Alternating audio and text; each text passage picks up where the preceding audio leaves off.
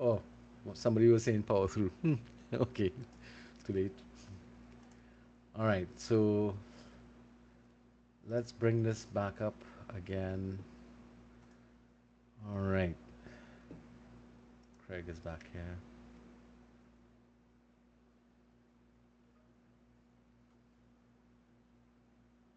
Possibly, we may go over a bit, but I'll see how I can um, move us through in terms of these um, approaches. So let's start to look at these approaches. So one of the first theories that came up was a theory called the Great Man approach. So basically, this was it revolved around Darwinistic thinking, which was the prevailing kind of scientific thinking at that time. Now, for those of you who would remember, Darwin was the guy who came up with the idea of the evolution of species, and he talked about natural selection as one of the process and the survival of the strongest. So basically, in the great man approach, they utilize this theory to create this hereditary theory of great man, the great man theory. So basically, that is where people in various societies or countries were were the kings or queens of their well, kings particularly, because this is very male oriented in its thinking, because it's great man for a reason, right? So it's not genders, it's gender specific. So in essence, basically, a king and his brothers and his family, those his sons, were the only ones who were going to be available um, for leadership. Yes, Neela, see your I hand up. so sorry to cut you across, but Hmm.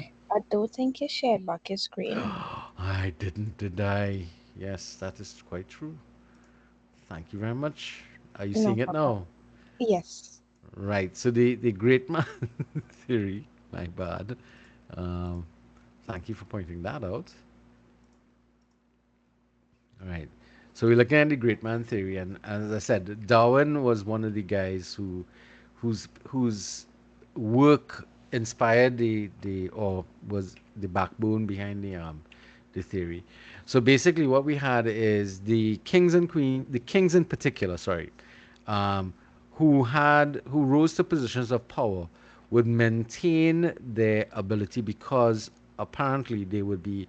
Now, if we really think about it, kings and queens rose during that period because of strength, cunning, and of course strategic thinking. So it was believed that in order to maintain those qualities for the person, they had to maintain the trueness of their bloodline. So it meant that they managed who they married and so on. It led to a fair amount of intermarriage, which meant that you tried to make sure that you married other royals. The problem with that, of course, is that when you intermarry, the gene base or the gene pool begins to weaken and creates other problems. So we'll deal with that in a bit. Additionally, if in history great women arose in terms of leadership positions, and they gave the examples here of Joan of Arc and Catherine the Great. They were simply ignored as anomalies. So this is where the theory kind of fell apart, primarily because of that, but also more importantly that power didn't only stay with one group of individuals, because through war and attrition you'd have different, as they say, houses changing hands in terms of leadership. So eventually the that theory kind of gave way to what was called the traits approach. So in the 1900s, the great man theory gave way to the traits approach. And this theory is simple in its structure, meaning that there are particular traits that exist that pre, um, predestine somebody to be a leader. So the leadership was dependent upon individuals who had a particular group of characteristics or traits that they think. So therefore, they were intelligent, they were of a particular height, they had a certain amount of self confidence, and these things differentiated them from non-leaders and thus made them successful. Now, some of the things that is not mentioned here in terms of the list of traits was also that they were white, they were blue-eyed, and so on. All right, and the problem with this theory is that it really sat upon another type of um, popular theory at the time that came up, um, which is which was popular around this time frame, um, as well, is a concept called eugenics. Daniel, I'm muting you, okay? Yeah, kind of overstepping me there. All right. Anybody is familiar with that concept of eugenics? Ever heard about eugenics before? No.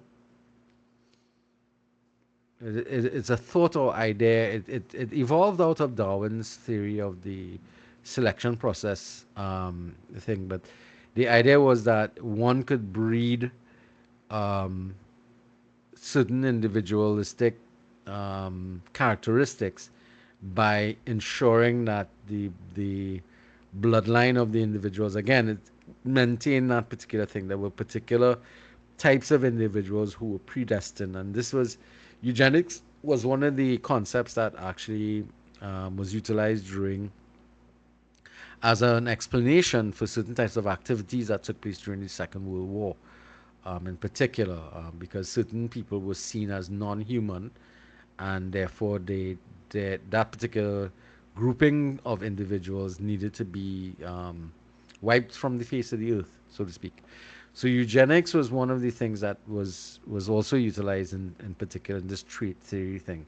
Now, so again, here we're talking about the period between World War One and World War Two, going up to that area. So again, this was the thinking at that point in time. It was the prevailing thought, and it found itself reflected in the kind of theories that was utilized to try and describe leadership during that period of time. So unfortunately, or fortunately, the research into this particular thing kind of failed across the board because they were never able to put this comprehensive list of characteristics together that determined a lot of leadership. Because, in fact, the first thing, like height, there were lots of great historic leaders who were short, all right, relative to other people around them, like Napoleon and so on.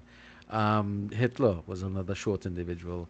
Um, they might have a great deal of intelligence, but they weren't necessarily what we call attractive. They had to have a particular shape of face, and there was a whole list of things: blue eyes, blonde hair, fair skin, pear-shaped face. All those kind of characteristics were the things that they listed and or tried to identify as people who were predestined to be leaders. In fact, even in today's environment, we have a very narrow definition of what is beautiful, what makes one individual considered beautiful as opposed to somebody who's just, well, for want of a different word, just ordinary. And the classifications are very narrow in terms of the things that they talk about. So those, again, trait theory and the great man theory fell away because there was insufficient evidence to indicate that those things actually worked. Okay, that then led to the involvement now of the behavioral sciences trying to take a crack at determining what leadership, what made for good leadership or what made for good management. So this behavioral theory started to come to the fore primarily after World War II. And this was in the great rebuilding exercises that took place in both in Europe in particular, and of course in the United States with the Industrial Revolution there that was taking place in terms of the growth in production that took place there.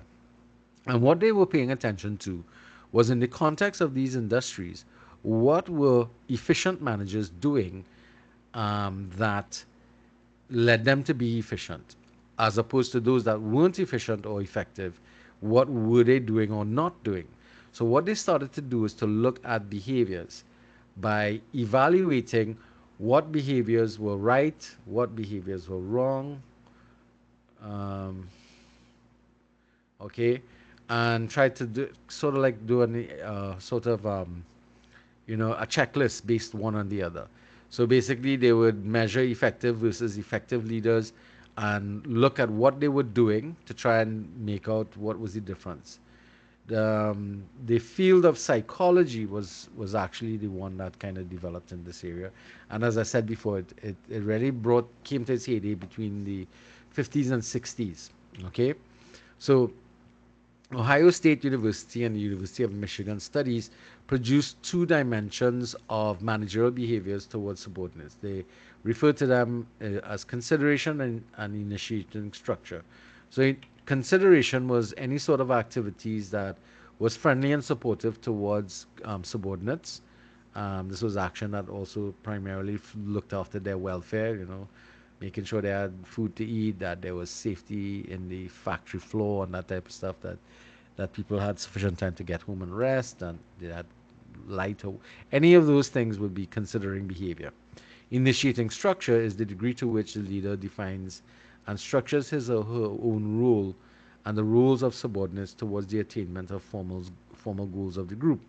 Now, that therefore already was about organizational actions to get the job done and to get the production running. So these two dimensions were seen as being independent of each other. So therefore, you can vary, your scores can vary between each of them, either in a positive or negative manner. So again, what they were simply doing was making observations through observational theory or observations in the workplace and trying to work out what actions, and they'd probably do a checklist of how many times you did this particular action as opposed to this particular action and so on. So basically, they were just looking at measuring behavior. Morton and Blake proposed a different approach which looked at concern for people versus concern for production. And again, it's the same thing. Just observing all of the actions that took place that they could consider being actions from a leader that was exhibited concern for the individuals, as opposed to all of the actions that concern that was seen as being concern for production. Um, this this particular set of research here, the concern for production versus people, concluded that effective managers showed high concern for both people and production. So it didn't really say anything more about one or the other. All right. The Michigan study on leadership behavior included identification of relationships among leader behavior, group processes, and the measurement of group performances. And this led to looking at three different types of activities: task-oriented activities, relationship-oriented behaviors, and participative leadership activities. These three different activities were observed, and again, they were looking at how many times the leader would engage in any one of them in a positive or negative manner, and trying to work out whether or not the person was effective, classified as effective or not, based upon these things, and then trying to correlate now how many times they did any particular type of activity with whether or not they were became effective. So again, simply observing behaviors. Problems with this, of course, was there was a lack of scientific approach to doing it, um, because in the 50s and 60s, the behavioral sciences was now starting to develop the scientific methodology that it utilizes to, make its studies a little more um, scientific in nature and not just subjective in nature. Um, and what they found out is that some of the outcomes were just inconsistent and inconclusive. And the one of the bigger things was that the research on behaviors ignored situations that leadership was practicing. So that then, of course, they move from behavioral theory now to situational contingency approaches, which is again now we're going to be looking at what leaders do, but we are also paying attention to the situation in which they find themselves or behave or working in the context. So now the context was given its own variable measurement, and that was something that was important to look at as well, because context or situational the situation dictates a lot of what can or cannot be done based upon what was happening. And what you would find happening is all of these theories really um, sat upon observing the behavior and what was taking place primarily in industrialized circumstances in factories and factory floors. So they were really paying attention to the industry as it existed. So therefore, the theory started to reflect the circumstances and situations that they were beginning to measure. It did not look at leadership in a broader capacity in social environments or in political environments. It didn't really start to try and do this. These techniques, in order to get closer to scientific methodology, also very mathematical, because they would take a lot of these things and try and plot them out in what we call your anybody here did introduction to statistics yet in any of your programs? So when I say things like correlation and bivariate analysis, scatter charts, and that type of stuff, those things are kind of alien to you guys. Well, soon enough, for those of you doing management studies. Yes, Allison. Yes, You, I did introduction to statistics, but right. that was So a while ago. yeah, but this some of the things sound familiar. Yes, sir. Right, and hypothesis testing would have been something that they would have engaged in as well, and that they tried to utilize to be able to convert the observations that they made into measurable phenomenon that can be repeatable. And that was part of the issue too. So in terms of these situational contingency theory, you had um, the least preferred worker model, which describes how the situation moderates the relationship between the leader and his effectiveness. So that what you found that different situations impacted upon the ability of a leader and his behaviors to be effective or not. So that was the one element. And then the second was the path goal theory, in which um, I'm not gonna Giorgio Populis, George, whatever. I'm butchering that name. I'm sorry. He talked about um, path goal theory. Notice the time frame, 1957. So what in essence is it spoke about was the ability of a leader to be able to get individuals to see the achievement of their personal goals connected to the achievement of the organizational goals. So it meant that the job of the leader was to increase the personal rewards to subordinates for performance in order to make the paths to their goals clearer and easier while achieving the goals of the organization.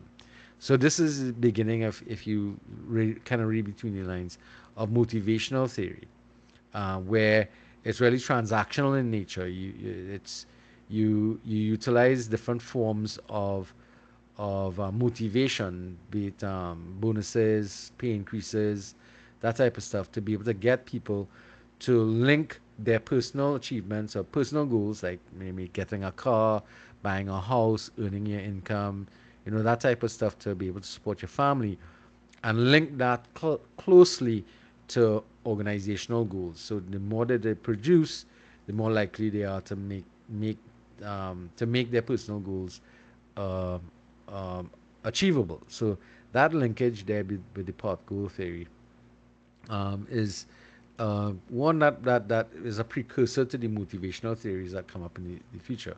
Now, problems with these theories, again, the data didn't support the findings that they were writing about. So the data that they collected was inconsistent in terms of the way it was showing what was going on, and the association between the commitment and the competencies of subordinates and their levels of. So there's a host of different variables that were left unchecked, and therefore the theory itself kind of fell apart during that period. So we come into the end of the 50s into the 60s, and we had the emergence of influence theories. Now, influence theories really is about observing the issues of the impact of charisma. All right, and although the theories, developed some traction really after the 60s and stuff. The work on it actually started in 1926, 24 and 47 from this gentleman, Max Weber. Now, for those of you who say Max Weber, remember Max Weber was German, and in Germany, the W's are pronounced with a V inflection. So, and why he was studying charisma is because he was spending a lot of time looking at the German leader that arose during that period of 1924 to 1947, and that had to do with Adolf Hitler. And that then led itself into the idea that charisma was a very important part of leadership, and therefore influence theories speaks to the amount of influence that the leader has on other people, not necessarily by actually telling people to do things, but simply by the amount of how charismatic they were. And we have to remember that charisma is something that is applied to a leader by followers, not the other way around. We tell people that they're charismatic. People don't tell you they're charismatic. That's the nature of how charisma works. It's something that we as individuals in society ascribe to individuals around us in leadership positions, and that is something that we have to pay attention to. Now, by 1977, Robert House actually proposed this formal theory of charisma, and he tried to pull together a set of testable variables. Again, now testable variables means that they're trying to move from the simple behavioral approaches to the sciences to one that is more social science in orientation, closer to real science, or natural sciences, I should say, by being able to say there are a set of testable variables that we could look at to determine these things. But again, the findings comes up because, again, charisma is something that is given to somebody or ascribed to an individual by the people who surround them, and based upon the perceptions of the followers. So how are you measuring that? It's because it's a very subjective constant. Um, so one of the things that they made a connection with, though, was that the situation was going to be important. And the main thing that they talked about was that influence, people have more influence, or charismatic people who have influence can get more done when they come to light during times of crisis. So if we think about a lot of charismatic leaders who led their countries or their people or their organizations in to successful outcomes or nefarious outcomes, we could think about the context in which they were operating. So, for example, one of the reasons behind Adolf Hitler rising to power in the 1920s and 30s and his takeover of Germany had to do with the fact that Germany at the time was in the midst of an absolute economic disaster. And um, Hitler was able to move the country out of that period of economic stagnation into a period of um, recovery, economic recovery, and growth. And with it also into an era of German pride, which and nationalism. And that is important because remember, Germany lost the First World War. And in losing the First World War, the the German people were punished or the country of Germany was punished by the I can't remember, League of Nations, I think was the organization at the time, and made to pay restoration to all the other countries that were damaged by the war or affected by the World War One, and that led to a lot of poverty, high levels of inflation taking place in Germany, and that meant that they were in effect, suffering from a lot of economic issues. Anybody's familiar with these things? Anybody ever kind of went back to these stories? No? All right, things for you all to go and look up, huh? I mean, because what I'm trying to say is that these theories arise, but not in isolation of what's taking place around them. So House was trying to kind of reason out in the 70s why charisma, people like Hitler, came to power. And in that power, that charismatic leadership provided easy solutions for the problems that they were having. And followers were willing to follow the guide of these leaders, regardless of how evil it might have been to be thing, because they were leading them out of a period of significant hardship. And you can see this also. Martin Luther King was leading the Black Americans out of a hardship of the civil rights movement. So you'd see his successes kind of hinged upon that. Mahatma Gandhi, who was also identified as a charismatic leader, was leading India out of servitude to the British Empire. And again, all of those circumstances were situations in which they were challenging the existing status quo that existed in those countries. And those challenges allowed for fairly successful changes.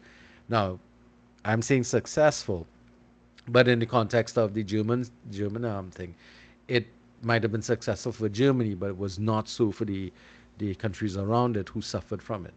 And that, coupled with the eugenics concepts that the Germans had, that led to even more problems with the Holocaust and such taking place during that period. So, influence theory was really interesting because it really tried to understand the importance of charismatic leadership, and how it is used during times of crisis. And this is why charismatic leadership is kind of dangerous, because you're already in a period of time when things are rough, things are hard, um, people want change, and somebody comes along who's charismatic enough to understand that, the types of change that they're looking for is something that will be popular with the groups, with the wider population, and utilizing the charisma to help to encourage movements into possibly a negative type of activity. But because everybody wants change, and they're willing to challenge the status quo, we move along with it. It's happened in the past, it will continue to happen in the future. All right? So, as a result of that, of course, these influence theories and charismatic leadership were kind of received reviews, mixed reviews, basically, as a standard of practice. But it gave us some serious lessons, because too much, this statement here is really important for us to understand. When we defer too much to the individual leader, we create a situation in which leaders can misuse their influence and lead us into situations where things are not as they seem. So the statement here, too much deference to individual leaders by followers, can create a dangerous scenario where leaders misuse power or deliver a vision with an empty dream. And that is the challenge of charismatic leadership. And it was one of the major findings from the influence theories that existed there. So, we're talking about the 70s now. Anybody knows what took place in the 70s in England and in the United States? What was happening in the world around there? So, what are some of the things that was happening? Big ticket international items. Come on, guys. think?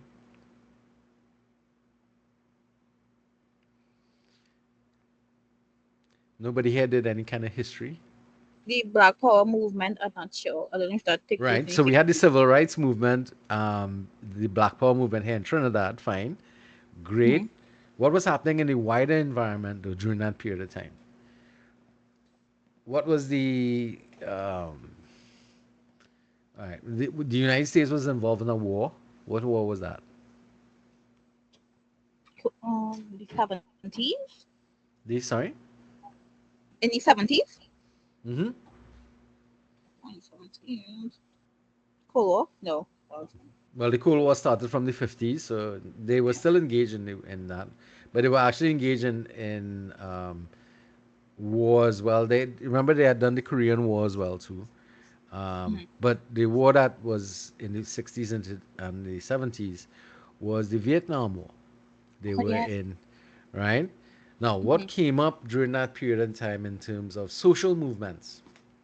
Besides the Black Power movement, you had a sort of revolution that took place in the American society surrounding music, dress. You had Oh, the hippie movement. the hippie movement. Very good. Yeah. All right. So if we look at reciprocal leadership theory, you would see that it focuses on the relationship and the reciprocal nature of leader follower interaction.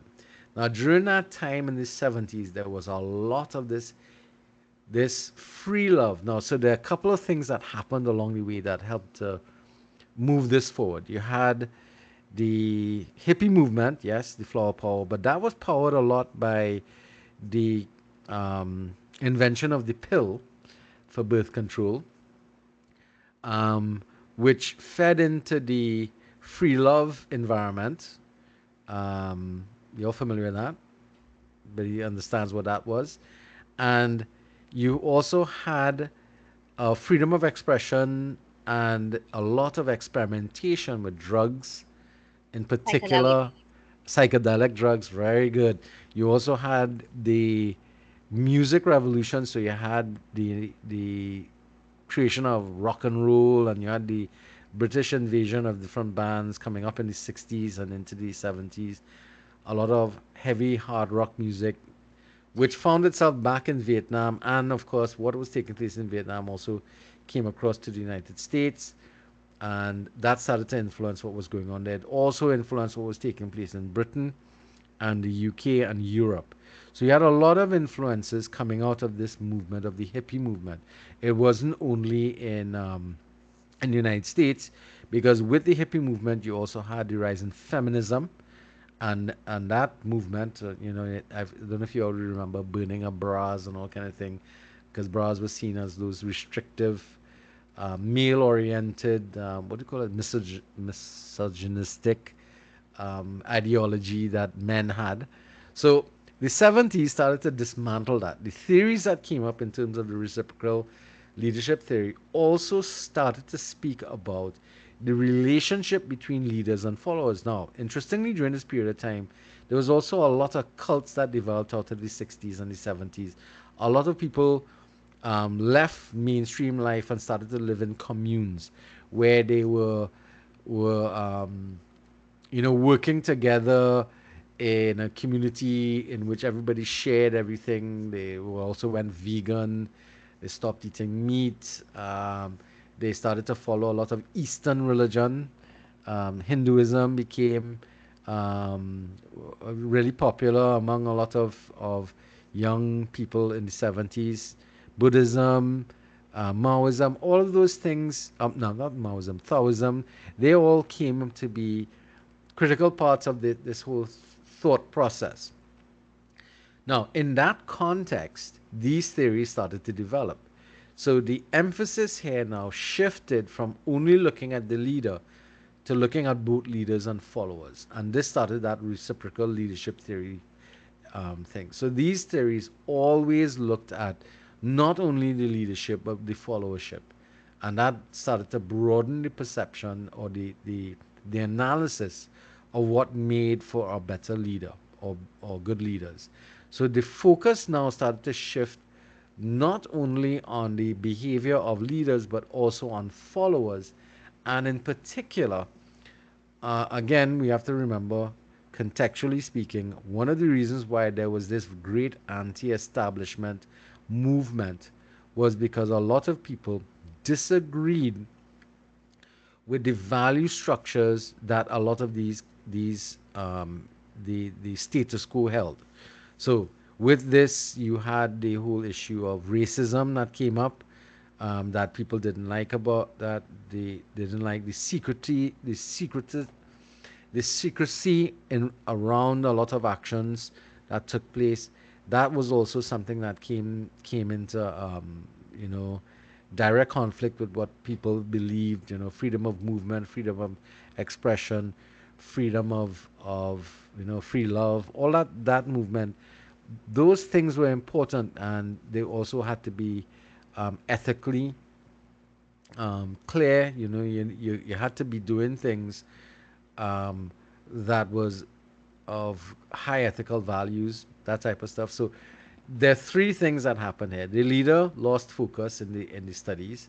Followers was became more involved in the analysis, and values and ethics became part of the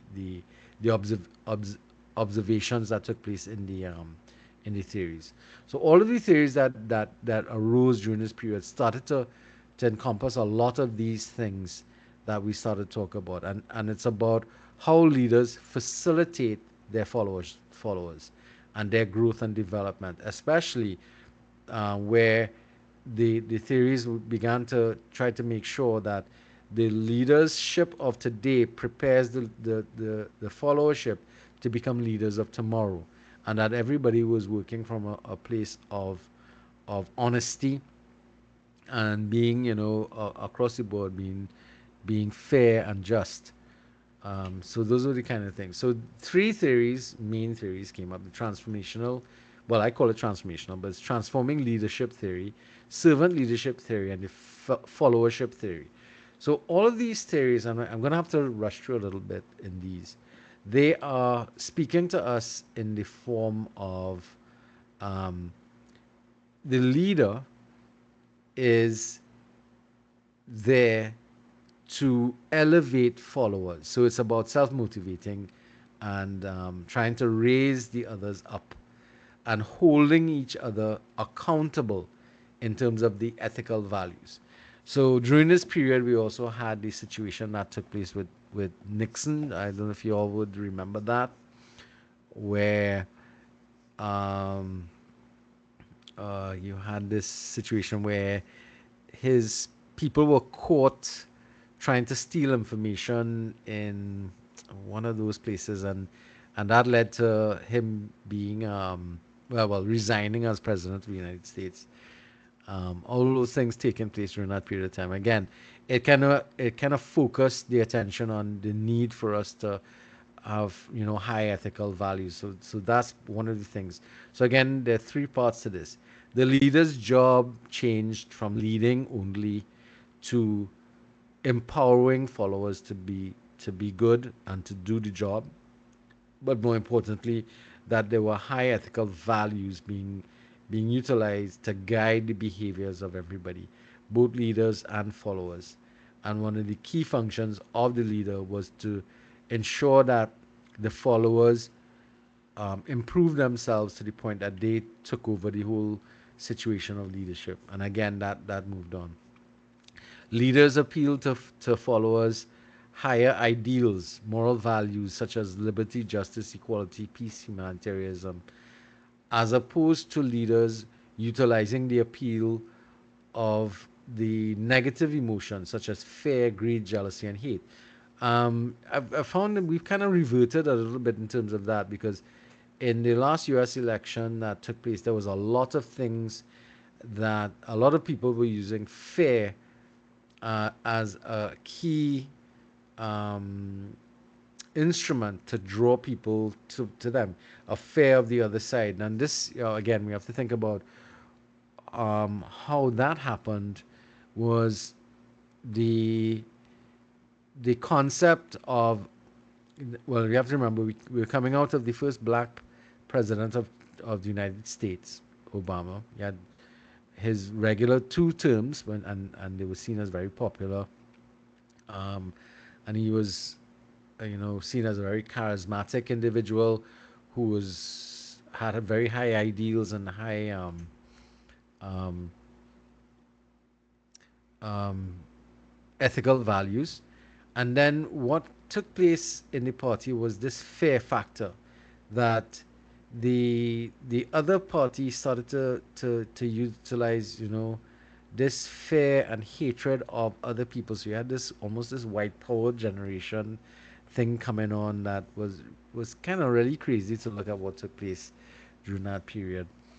And that was how one particular leader ran his campaign, as opposed to others that have tried to appeal to people based upon higher ideals such as liberty, justice, equality, and that type of stuff. This was about the other person was about exclusion, fear, greed, jealousy, that type of stuff. Those are the things that transformational leadership was trying to move away from. Those theories really was based upon the assumption that leadership is inseparable from followership. That whatever we had to get done, leaders needed followers, and followers needed leaders, and therefore there was this interaction that was critical to the whole thing. And in that interaction, we were all treating each other with respect. We were also maintaining very high levels of ethical standards or high standards of living and existing with each other. And we were all focused on achieving our common goals and objectives. And these goals and objectives were also very lofty in its purview, in that it was noble things that we were trying to work on, not necessarily very it wasn't based upon profit margins. It wasn't based on beating out the rest of the competition or keeping anybody out. It was about lofty things, about the world moving together as a good thing. All right. The main thing here is that we made a shift away from focused on the leader to focus on the follower and the inclusion of the moral component or the ethical component to leadership studies here. So this is the first time we started to get ethics as part of the whole concept that we want to look at. So let's go through today. So these are some of the leaders that I talked about before. The only two, a couple, we talked about JFK um, in passing, I think, last week. But JFK is known for that statement, ask not what your country can do for you, but what you can do for the country. That led to a period of a lot of sacrifice from the society in terms of building up their country. And when he was assassinated, um, it was something that the American population really felt threatened by. It was part of the whole situation that took place in the 70s, because they felt that hope died with him when he was assassinated. Um, we had Lincoln as well, another U.S. president who transitioned the the country out of slavery, and in doing so engaged in a civil war between the South and the North of the United States, those who wanted to maintain the status quo versus the ones in the North who, them damn Yankees, who wanted, to move away from that old perspective. Then we had Mahatma Gandhi. He, as I talked about, helped in the transformation of India. There are some aspects of it he wasn't very happy with in terms of the annexing of Pakistan from India, which led to a lot of bloodshed during that period. But the main thing with India was to achieve independence from Britain. We spoke a lot about Martin Luther King. Um, Mother Teresa transformed the way in which the church began to treat with poverty and illness, and led this movement towards the turning away from materialistic the world around us, and to a life of service and giving back. Similarly, you had, well, not similarly, but you also had this gentleman here. Um, this was another U.S. president who was responsible for, this is Roosevelt, who was responsible for transitioning or transforming the country out of the 1930s depression, economic depression, which was the biggest, well, which is called the Great Depression. He led the country out of that depression into a period of untold prosperity for the United States, utilizing various programs. But he also led the United States through World War II, and that was also an important transformational type of activity that he was engaged in. So, transformational leadership is often compared to transactional leadership. So if we think about transactional leadership, that is really motivation by the use of various forms of rewards. So we talked about transactional leadership before, in the sense of it's a technique that is utilized by a lot of parents who try to get children to do things by saying, if you do this, you get this type of trade-off type of thing. Transformational leadership is supposedly a higher level of management of people, because what you're doing is inspiring people, and motivating people to want to make changes or to do things, not because of the rewards that they will get physically or extrinsically, I should say, like money or status, but because they feel good about it, intrinsic transformation or intrinsic gains. So that was also another part of what took place in terms of transformational leadership being superior to the transactional leadership. All right, so this is another topic that is going to be debated by you guys: transformational leadership versus transactional leadership, and which one is actually better.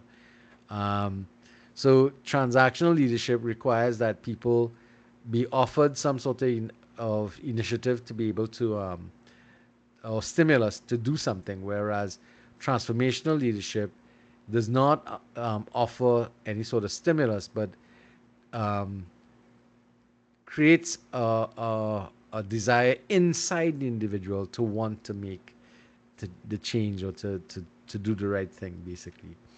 All right, so let's skip over. Of course, well, part of the problem with this theory was it kind of lacked specific things to do, of how to do things, and there was some sort of hairy fairy areas as well, um, in terms of how. And again, you have to think about it. If the background to these theories is really, dropping acid and, and kind of becoming one with Zen and all this kind of stuff, you could find that a lot of these theories will have a very poor focus on what actually should be done. Servant leadership theory, and there's a group in class that's going to be dealing with this in a little more detail than what I'm going to do here, is very simple. The leader is the servant of the follower.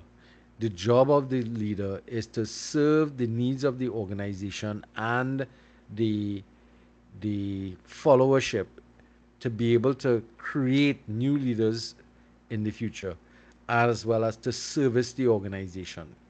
Or this is the primary activity that the leader finds themselves um, operating in. In fact, in Trinidad, we had one prime minister who attempted to use this style of leadership, and it didn't work well, simply because the status quo is was not willing to make the transition into this style of leadership.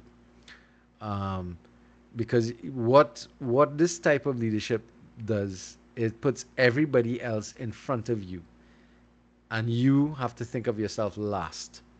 All right, and that was a bit much, I think, for that particular person to expect of very traditional politicians in her party. Anybody knows what I'm talking about? Kind of rambling on here. Anybody knows which prime minister attempted to do this in Trinidad or utilize this system? Nobody, boy.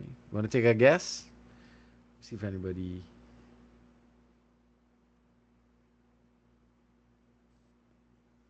So was it Eric Williams? No, not Eric Yeah, Williams. I don't know if Ian Robertson was our prime minister, but we Yes, can. he was, but it's not him either. Okay. Who was another prime minister? All right, so I'll Gandhi. make it. No, he did not. He's an old school guy. Could you repeat the question, please?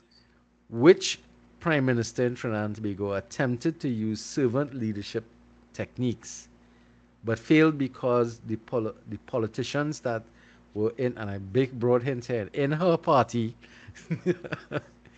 were accustomed Miss to Miss this. Madvi Miss Sessa? Kamala. Yes, yes. All right. She, if you remember, when she took office, remember what she said the goals of the government was to serve the people. Remember that statement? Any of y'all vaguely remember her making those statements? Yes. Yeah, that was supposed to be the policy. But the problem that she had is that I don't think she did enough to sell this view to the wider politicians that made up her organization. And in fact, I don't think any of the any current um, politician in our system here really would sit nicely with this because, as I said before, in this type of situation, the leader becomes the servant of everybody else. So, servant leaders view institutions in which CEOs, staff, directors, and trustees all play significant roles in holding their institution in trust for the greater good of society, which is the reciprocal nature of this leadership process. So, it meant that everything you do is to serve the greater good of everybody else. Your benefit is the last thing that's in the mind of the leader, and that's a difficult thing for some of our politicians to really get in. So that's the main thing about servant leadership thing. That again, its focus is on the followership, and it's based on serving everybody else and de-emphasizing the importance of the leader. The importance of the leader is to make everybody else stronger and better. Okay, that's their function. All right. So let me skip this one a little bit and go to the followership theory. And this one again is very much the same approach. Followership theories really is leadership in reverse. So in actual fact, the leader again is put in a position to strengthen the followership so that they can achieve the goals and objectives of the organization. Now, this actually makes a lot of sense because we're thinking about it, and here this is the 90s. Huh? Here we're really talking about developing a system in which the leader empowers everybody to get the job done. Now, that makes a lot of sense because to get things done in an organization effectively, it is not the leader that has to be skilled in getting the job done. It is the followership, the people with whom you're working. You have to make sure that they have the tools, resources, and the know-how to be able to get the job done and put out the best results. This type of system and all of these theories kind of rejected that industrial model that we inherited from the past, where the behavioralists were looking at from before, where we're just observing the behavior of the leader. So this is just kind of like throwing that out. The problem that we have is that most of us in our current time frame are educated in a system that still holds to that industrial model. So we have a mismatch between our training and preparation in the education system in particular to the nature of followership and servant led leadership. Those things create a dichotomy and they create some serious tension when you try to utilize these types of systems. Because the expectation is that as a follower, you don't have a lot to do, you just do what you're told. But in this type of system, followers are required to put in more effort, and the leader is there to simply empower you. No, I remember this is synonymous with how many of you all are knowledgeable about learner centered approaches to education? Ever heard about it? Ever came across it? Now, the vast majority of courses in COSTAT are actually learner centered. Huh? Um, but I remember the first time I attempted to use learner centered approaches. This was back in early 2000, maybe about 2004 5 or so. And I remember when I started to use learner centered approaches in my classroom teaching, students had real trouble with it. But not only did the students have trouble with it, my head of department had trouble with it, and my colleagues didn't like it. They found you know, um, I was giving too much responsibility over to students, and they felt as if we had to reserve the right to make somebody pass the post, first pass the post before you could award them any kind of thing. It was really an interesting experience. I mean, I stuck with the learner-centered approaches because a lot of the approaches that I utilize in my classes are learner-centered. But there was a lot of resistance in it. If you ever read the the mission and vision statement of of the College of COSTAT, you'd see that in it we speak about learner-centered approaches to education, just as a matter of course. Um, so we could start to think about it from that perspective there too. But again, followership theory is very similar to the others, where the followers are the focal point, not the leader. And again, it focused on the ethical values and standards that we operated under. Right now, we met this whole follower type thing. So the objective of the leader is to make as many people in your organization effective followers. Effective followers are people who are capable of critical thinking, highly independent, and highly motivated to do things.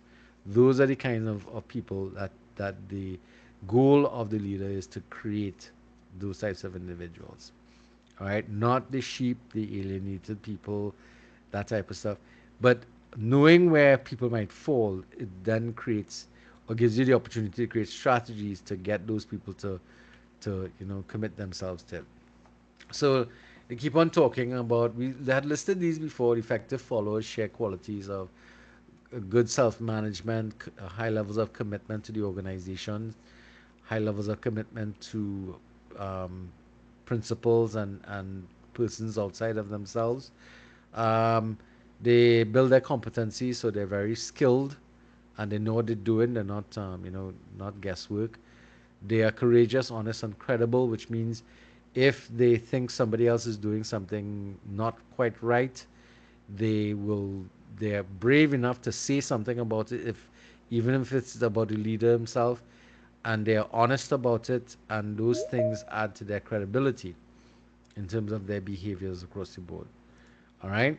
Okay. So I think I should get rid of come off these things here, because I think you get the idea of what what um what all those types of um, followership type theories were all about. Okay, so let's move on to the other one that we wanted.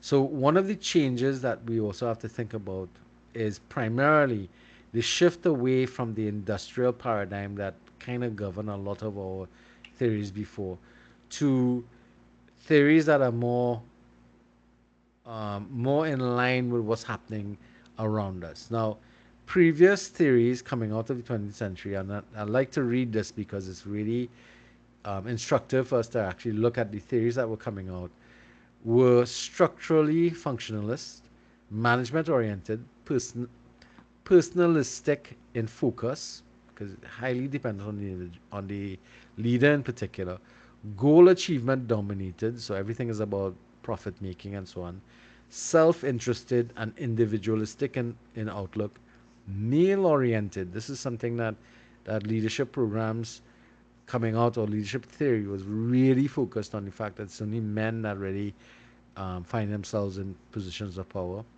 Utilitarian in nature, materialistic in its ethical perspective, because it's all about the Benjamin, so to speak, and realistic, rationalistic, technocratic, linear, quantitative, and scientific in language and methodology. So a lot of the things that they tried to do in terms of trying to make the studies more scientific lent itself to a very structured, rigid environment, male oriented, very interested in profit making, achieving the organizational goals to the detriment of the society around you. And that industrial paradigm had to shift because the paradigm that we have now is not one that holds to those concepts anymore. Thus, we get into what we call the chaos theories. Chaos theories resulted out of looking at the world in which we face as one that is in constant turmoil. The not the political system is changing, the economic system changes all the time, technology moves rapid fast, ethical values tend to become very flexible.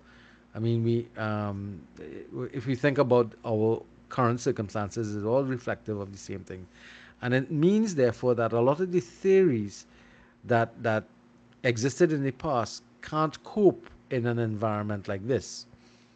So therefore, we of course needed a different system to be dealing with that. So the theories that come up with this is, I don't know if any of you all ever came across this before. It's actually referred to as chaos theory, and it's a system in which the we have to understand that the world that we're living in is a messy, uncontrollable environment. The problem that happens is that we as individuals, as people, we like order. Many of you here might have some level of OCD.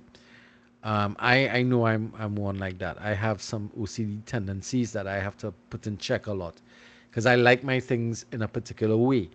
The world is not that way. It does. I can't force my order upon the world outside of around me. And if we are brought up, and this is another thing, in school we are always taught to do things. I don't know about you guys. I remember all the time we used to have to, when we're doing any subject, we had to draw a margin and make sure you do your work in the margin and you write your responses down in a particular order.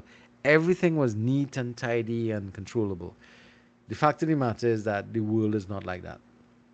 The world is a absolutely disgusting place.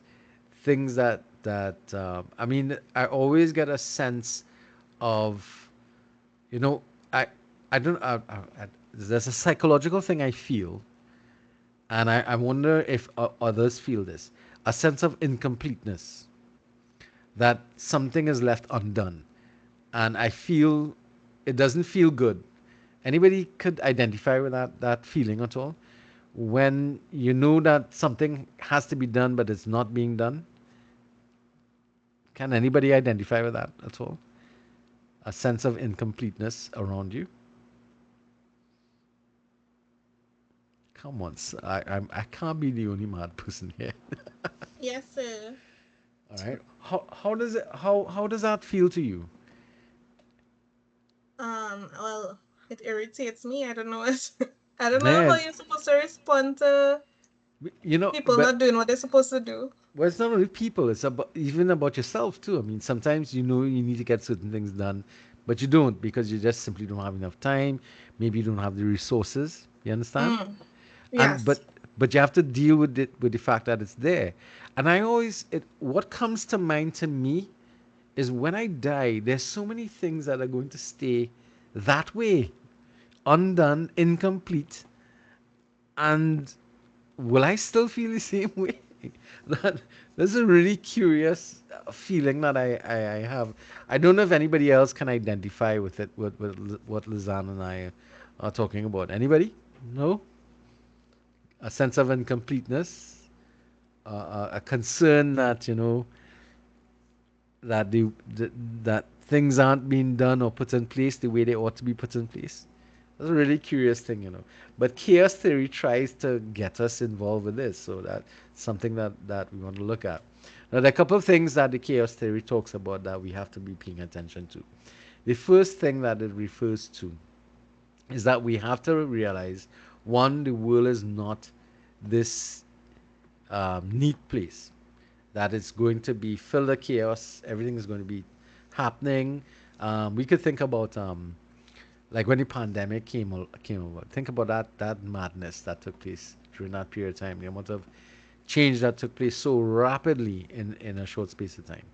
Now, in this chaos theory, the things that we have to understand is that chaos theory says that there's that what looks unpredictable is actually a very broad pattern of events that if we spend enough time looking at it, we will be able to see this hidden pattern.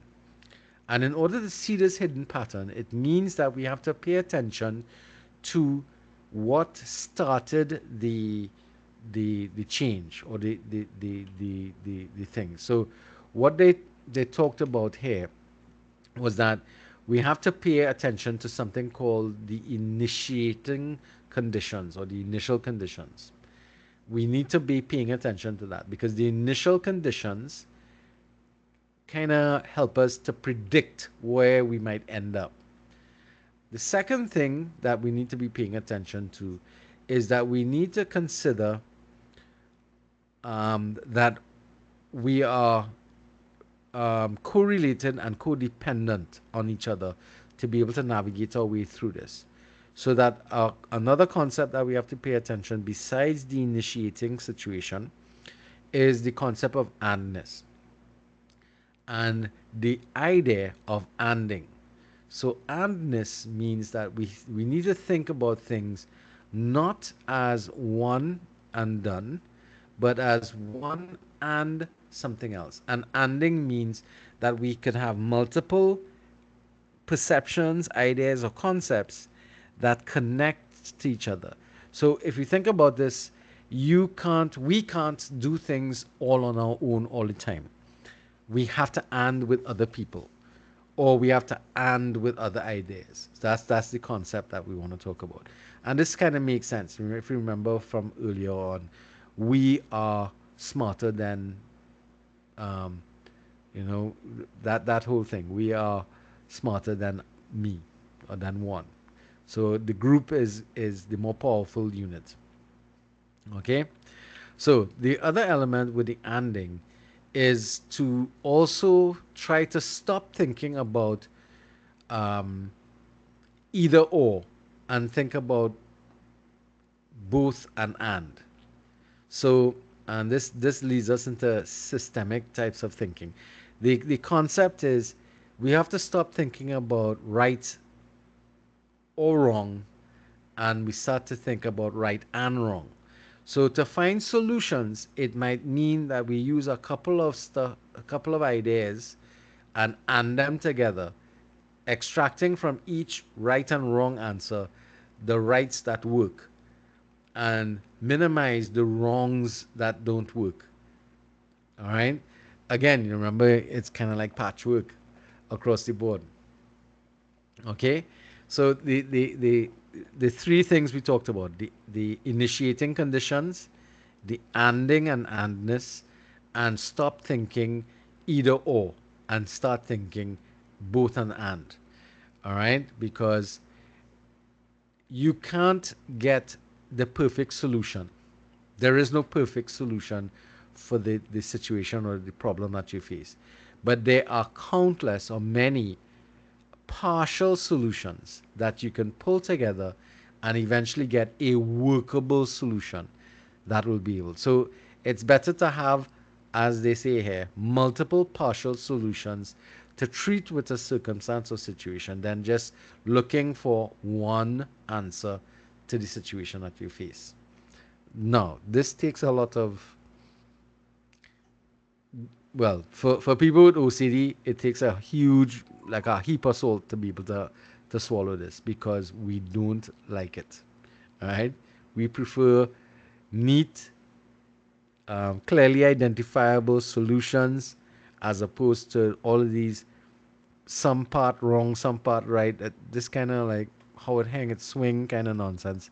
That type of stuff is not something that appeals to somebody who has grown up with OCD type tendencies. So any of you suffer from OCD, by the way, or think you feel You have some sort of OCD type situations? No? Honest, or so Julissa has identified herself. In what way? How bad is it? How bad is it? Neela, So how bad is I can't really say how bad it is, but I know it there. it? Right. Can if somebody goes interfering with your stuff, does it piss you off? Yes, sir, of course. All right. I want to shift quickly into the last model that we want to look at here, and that's authentic leadership. So authentic leadership really is wow. So probably the latest development that's kind of come up in terms of leadership models, and this is a model that kind of utilizes a lot from reciprocal and from the servant leadership, but it sits upon the existence of authentic leadership is dependent on having authentic people. So the first requirement is that all members of these organizations need to be authentic people. And when we say being authentic, describes authentic leadership as the confluence of positive psychology, transformational leadership, and moral ethical leadership. And the authentic leader being somebody who is confident, hopeful, optimistic, resilient, transparent, moral, and ethical in their behavior and thinking, future oriented, and gives priority to developing associates to be leaders. So you'd see they kind of slap a lot of things into there. One thing that they didn't outwardly state is also the leader is genderless, because the leader has to not be gender focused at all. So it's not a man or woman. He or she is just the leader, all right, or the person is just the leader. Now the problem I have, and you can see the data which this kind of comes up in the latter part of the 2000 period. The issue I have with this is a wonderful theory, authentic leadership. The problem I have with this is that it is, as with any model, it's an ideal to which we can attempt to accomplish really positive gains. That to me is the big takeaway with this, because it sits at the authentic leadership really is dependent upon everybody involved in this organization being brutally honest with each other, being absolutely these perfect individuals. And unfortunately, that is not the world around us. All right. So for me, that's the biggest weakness with authentic leadership. It sits upon a premise that everybody must meet these standards, and we must all seek to be these really almost holier than thou type individuals. So for me, that is problematic because everybody has faults, everybody has biases, and this is going to be a really difficult model um, to actually accomplish. But I understand, as with most things, a model is an ideal against which we can measure reality. And the closer we get to that ideal, the better we will all be. All right. So I'm not going to go through all of this because um, you guys could go through these slides and read up on authentic leadership across the board. Now, what I want to do is kind of move quickly to what I'm not going to run that there's a video that I want you all to look at, but what I will do instead is I will copy this video, um, or the link for the video, and I'm going to put it into the chat for the class for you guys to go and look at it on your own. All right, but just to let you know, this is what the video should look like. Where am I? Right. So are you guys seeing this? Let me just make this bam like that. And To leadership theory. are you all hearing this? Here is a Yes, short sir. introduction to some of the most important Right. leadership So, theories, trends, and models. so I'm not going to run it because this is about 7 minutes long, and I know we're already at half eight, and I don't want to keep you all much later. But I'm put the link into the WhatsApp chat for you guys to look at it. So this this is kind of going to kind of summarize all the things that we were looking at before. All right. And I hopefully it'll be able to kind of take you through the thing. Now I know we look at a lot of things, and my last slide here actually kind of tells you to not panic, okay? Because let's be honest. There's no way you're gonna remember all of this stuff. All right? There's no way you're gonna memorize all this stuff. And that's the fortunate thing about this course. I am not asking you at any point in time to memorize anything. There are no exams that I'm going to stop sharing. There are no exams that you need to worry about. What I need you to worry about is about you coming to grips with the concept of the relational leadership model, which is what we are going to be focusing on in our next class. The next chapter is going to lay out the relational leadership model in a lot of detail, um, which means it's a fairly long class again. But you guys have any questions or concerns you want to ask about which of those models that we looked at so far appeal to you?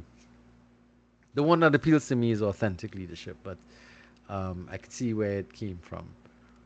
Right. And which one appeals to you guys in terms of I like the charismatic leader.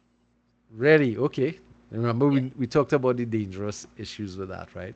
Yeah. Rihanna, that was you, right? Yeah. 'Cause I do a Okay. lot of I watch a lot of history videos, so I learn a lot about those leaders and stuff like that. So that's why I like Yeah. them. Yeah, but then you remember, of course, the takeaway from charismatic leadership models was the dangers involved with it, huh? And 9 times out of 10, there's a big issue with that. I saw Yeah. somebody said that in the chat, they said, Anne Marie Otley says, yes, sir, the same. So I take it that that is the Authentic. authentic Authentic. leadership. Yeah. Okay, cool. That makes sense. I mean, again, I understand. I didn't go through it in a lot of detail, but it really does call on both leaders and followers to be really what's the word I want to use, but really ascribe to some very high ideals of being open, clear, honest, and whether or not that's actually attainable is for me doubtful. But it really would be lovely to work in to operate in environments like that, where everybody's upfront and there's no personal agendas hidden behind anything. There's no Machiavellian issues. But again, knowing all these things or being aware of some of these things is is just going to add to your knowledge base. So as I said before, I'm not expecting that you're going to memorize all this stuff, but at some point in time, not necessarily during the class, what is a good thing I would encourage you to do is go back and read this book and kind of look at it from a personal perspective in terms of your own private development to look back at some of these theories in chapter 2. So, if there are no questions, anybody has any concerns or questions that they want to ask about what took place this time around? Excuse. Yes? What are we focusing on, like, in assignment wise? The family history, what we're supposed to be working on right now. Well, the family history is your self-assessment. So what I'll tell you to do is wait until the presentations from the first week, because the presentations one and two deal with understanding self and understanding others, and you might get a little idea coming out of that will kind of give you some impetus. But you could start by writing up a section about your own history, your own family history. And when we say family history, go as far back as you think you want to. If you can't find out information about your grandparents, start with your parents. and work from that point onwards. If for some people, you got to remember, for some people, they may not have that kind of luxury to go backwards, huh? Because you never know what circumstances exist outside there. All right. If there are no questions other than that, anybody else?